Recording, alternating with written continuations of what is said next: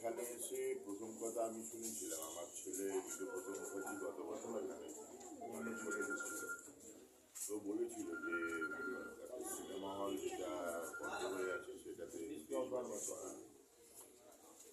আমার বন্ধু বান্ধব যেমন গৌতম কাল আসবে, ওর সঙ্গেও গতকাল কথা হচ্ছিল, ও বলল সোহন ব্যানার্জি একবার এসেছিলেন নাটক করতে, ও বলছিল। আমার এটা এখানে এসেই না আপনাদের কয়েকজনের সঙ্গে কথা বলে যেটা মনে হচ্ছে যে এটা আপনারা শুধু নাট্যোৎসবের জন্য ব্যবহার করছেন।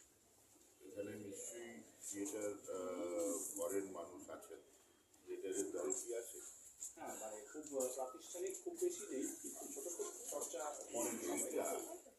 তাদের তারা কোথায় শোক তারা সেরকম বিশেষজ্ঞ এনে ওয়ার্কশপ যেটা বলছিলেন, এই ওয়ার্কশপ অর্গানাইজ করেন তারও জায়গা এটা। এই জায়গাটা বছরে একবার শুধু ফেস্টিভ্যালের